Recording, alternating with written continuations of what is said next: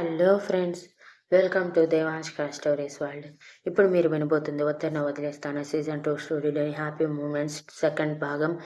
ఎందుకు అందరూ అంత షాక్ అవుతున్నారు? నిజమే చెప్తున్నాను, నా కొడుకు ఇషాన్ వీడు అంటూ గర్వంగా ఇషాన్ని దగ్గరికి తీసుకొని చెప్తే ఇషిక తేరుకొని గట్టిగా ఏడ్చేస్తూ, ఏం మాట్లాడుతున్నారు మీరు? మనకుంది ఇషిత మాత్రమే, ఆ విషయం మర్చిపోయారా? ఎవరి దగ్గర నుంచి తీసుకువస్తున్నారు ఈ బాబుని? నాకు తెలుసు, మీరు తప్పుడు మార్గంలో వెళ్ళి వేరొకరి శరీరం మీద చేయి వేయరు. ఎక్కడో పొరపాటు జరుగుతుంది. చెప్పండి, ఏం జరిగింది? ఎవరి బాబు ఈ బాబు? మీ బాబు అయితే ఎలా ఎన్ని సంవత్సరాలు మీ నుంచి దూరంగా ఉన్నాడు? వీడికి అమ్మ ఎవరు? నిజం చెప్పండి ఇవాన్ గారు, ప్లీజ్ నన్ను ఇలా ఈ మాటలతో చంపేయద్దు అని ఏడుస్తూ ఉంటే ఇవాన్ తల కొట్టుకుని, ఇషు, వీడు మన బిడ్డ, మన కొడుకు, మన ప్రిన్సెస్ ప్రిన్ బ్రదర్. ఆ రోజు చనిపోయాడు అనుకున్నావు చూడు, ఆ బాబు అనగానే ఇషిక కళ్ళు పెద్దవి చేసి, నిజంగానా అని అడిగింది గుమ్మం అవతలే నిలబడి. నిజంగా నిజంరా, ఒక్కసారి నన్ను లోపలికి రానివ్వు, మొత్తం క్లియర్ చేస్తాను. ముందైతే నా కొడుకుకి దిష్టితి. చాలా సంవత్సరాల తర్వాత తన ఇంట్లో అడుగు పెడుతున్నాడు మన ఇంటి వారసుడు అని అన్నాడు ఇవాన్ ఎంతో సంతోషంగా. ఇషిక నమ్మలేనట్టు కళ్ళు తిరుగుతూ ఉంటే తల పట్టుకొని, మీరు మీరు అబద్ధం చెప్తున్నారు కదా. ఆ రోజు ఈ చేతుల్లో మన బాబు చనిపోయాడు. నేను ఎప్పటికీ ఆ సంఘటన మర్చిపోను అని ఏడుస్తూ చెప్తూ ఉంటే అందరూ తన పక్కకి చేరి బోదారుస్తూ కోపంగా ఇవాన్ వైపు చూస్తూ, ఏంటి ఇవాన్ ఇదంతా? ఎందుకు ఇదంతా చేస్తున్నావు? అసలు ఎవరి బాబు ఈ బాబు? నువ్వు ఇలా అబద్ధాలు చెప్పి మరి ఈ బాబుని లోపలికి తీసుకురావాల్సిన అవసరం ఏంటి?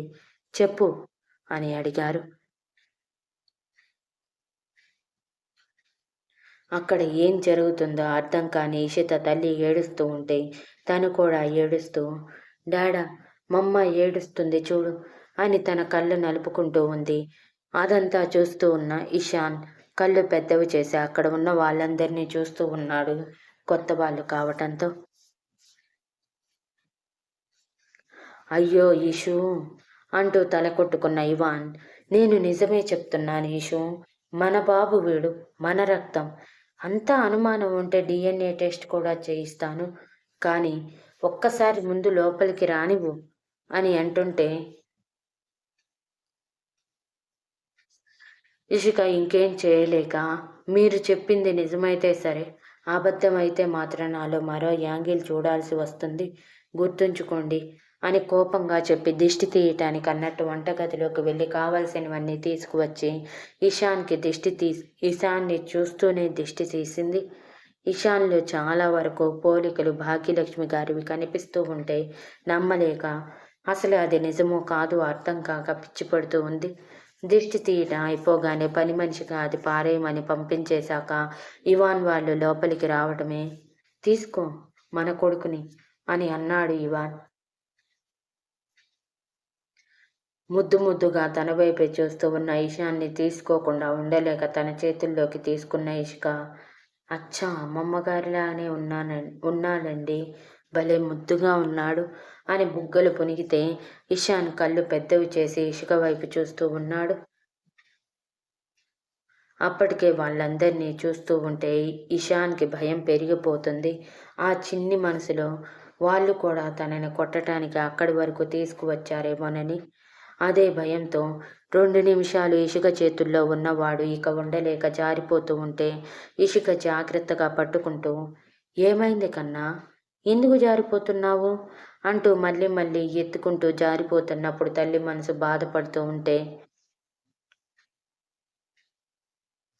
నాకెందుకో ఇవాన్ గారు చెప్పింది నిజం అనిపిస్తుంది. కానీ ఎలా? మా కొడుకు నా కళ్ళెదురుగానే చనిపోయాడు కదా, నేను చూశాను వాడి బాడీని అని అనుకుంటూ అయోమయంగా ఇవాన్ వైపు చూసింది.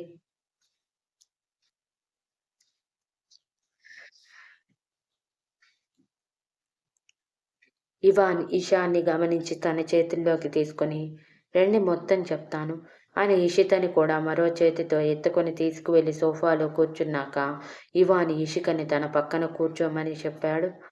ఇషిక కూర్చొని రా అన్నట్టు ఏంటి అన్నట్టు చేతులు కట్టుకొని ఇవాన్ ఎదురుగా కూర్చొని ముందు నాకు నిజం కావాలి. ఈ బాబు నిజంగా మన బాబేనా? అసలు ఎలా జరిగింది? నిజాలు చెప్పండి ఇవాన్ గారు. ఇప్పటికే నా దగ్గర చాలా దాచేసి నన్ను చాలా బాధలు పెట్టారు.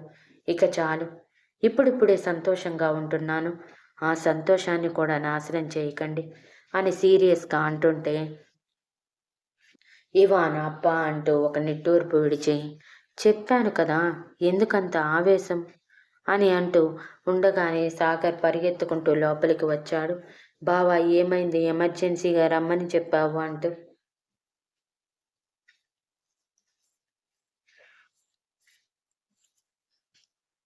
ఇంత పెద్ద నిజంలో నువ్వు లేకపోతే ఎలా సాగర్? అందుకే పిలిపించాను.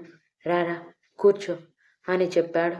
అప్పటికే ఇషిత ఈశాన్ని తోయటానికి ప్రయత్నిస్తూ ఉంటే ఇవాన్ ఈశాన్ని పడకుండా గట్టిగా పట్టుకుని ప్రిన్సెస్ తప్పు కదా, నీ తమ్ముడు వాడు, తమ్ముణ్ణి జాగ్రత్తగా చూసుకోవాలి కానీ ఇలా చేస్తారా అని చిరుకోపంగా అన్నాడు. మొదటిసారి తండ్రి కోప్పడటంతో ఇషిత గట్టిగా నాకు వద్దు, నాకు వద్దు తమ్ము అని అరుస్తూ ఈశాన్ని తోయటానికి ట్రై చేస్తూ ఉంటే ఇషిక కంగారుగా ఇషితని తన చేతుల్లోకి తీసుకొని తప్పు కదా, చూడు బాబు ఎలా ఏడుస్తున్నాడు అంటూ ఇషిత తోయటం వలన ఏడుపు మొదలుపెట్టిన ఈశాన్ భయంతో ఇవాన్ని ఖర్చుకుపోయి తన బుల్లి మనసులో వాళ్ళందరూ తనని కోపగించుకుంటున్నారని ఫిక్స్ అయిపోయి ఏడవటం మొదలుపెట్టాడు.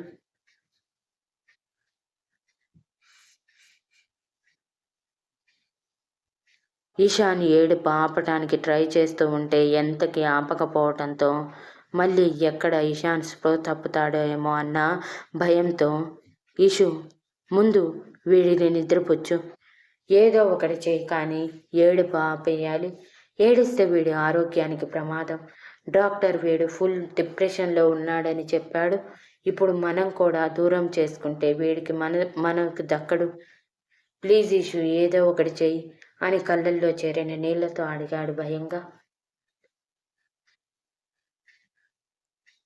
ఇషికకి ఒక్క క్షణం ఊపిరి ఆగిపోయినట్టు అనిపించి భయంగా గబగబా ఈశాన్ని దగ్గరికి తీసుకుని ఏం లేదు కన్నా ఏం లేదు అని ఓదార్చడానికి ప్రయత్నిస్తుంది. కానీ ఈశాన్ మాత్రం ఇషిక ఒడిలో ఉండకుండా దిగటానికి ప్రయత్నిస్తూ ఏడుస్తూ ఉన్నాడు. ఇప్పుడు ఇషాన్కి కేవలం ఇవాన్ మీద మాత్రమే నమ్మకం ఉంది.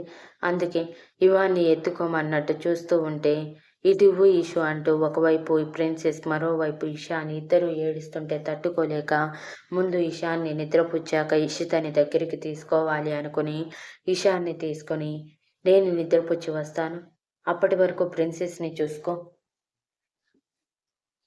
తనని కూడా నిద్రపుచ్చు, నిదానంగా మనం అన్నీ మాట్లాడుకుందాం అని చెప్పి ఇవాన్ని తీసుకుని ఇషిత రూమ్కి వెళ్ళాడు. వెనకే వచ్చిన ఇషిత వద్దు, నా దగ్గర వద్దు అని అరుస్తూ ఉంటే ఇవాన్ కోపంగా తమ్ముడితో అలా ప్రవర్తించకూడదు అని గట్టిగా అరిచాడు ఇషిత మీద. ఇషిత ఇంకా గట్టిగా ఏడుస్తూ ఐ హేట్ యూ డాడా, యూ స్కోల్డ్ మీ అని అంటూ ఇషిక చేతుల్లో నుంచి జారిపోయి బయటికి వెళ్తే ఇషిక నేను చూసుకుంటాను అంటూ ఇషిత కోసం వెళ్ళిపోతే ఇవాన్ ఒక నిట్టూర్పు విడిచి బాధగా తన ప్రిన్సెస్ని తను అరవటం వలన ఏడుస్తూ వెళ్ళిపోయిందని మనసు భారంగా మారిన ఇప్పుడు ప్రెజెంట్ ఈశాన్ ముఖ్యం అనుకొని పెద్ద పెద్ద కళ్ళతో జరిగేది చూస్తూ వెక్కుతూ ఉన్న ఈశాన్ని దగ్గరికి తీసుకొని నో వర్రీ కన్నా నేనున్నాను కదా అని జోకొడుతూ నిద్రపుచ్చటానికి ప్రయత్నిస్తుంటే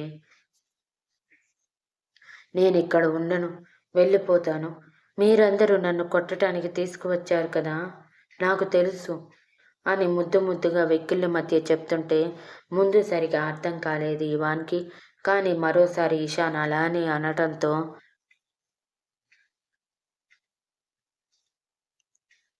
ఇవాన్ మనసంతా భారంగా మారిపోయి లేదు కన్నా, ఇది మన కుటుంబం, ఇప్పటి నుంచి నువ్వు ఇక్కడే ఉండాలి, ఇషిత నీ అక్క, కానీ జాగ్రత్తగా చూసుకోవాలి కన్నా అని ఈశాన్ నుదుటి మీద ముద్దు పెట్టి నిద్రపో అని కష్టంగా నిద్రపుచ్చాడు ఈశాన్ని. ఈశాన్ నిద్రపోయాక ఇషిత కోసం బయటికి వచ్చిన ఇవాన్కి బెడ్రూమ్లో ఇషిత నిద్రపోయి కనిపించటంతో పడుకుందా అంటూ ఇషిత బుజ్జి చేతిని తన చేతుల్లోకి తీసుకుని పెదవుల దగ్గర ఆనించి అడిగాడు.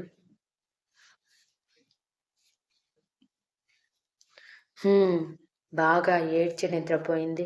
ఇప్పుడైనా నిజం చెప్తారా అని అడిగితే చెప్పక ఎక్కడికి వెళ్తాను ఈషు, పద అందరితో కలిపి చెప్తాను అంటూ ఇషికని తీసుకుని కిందకి వెళ్ళాడు.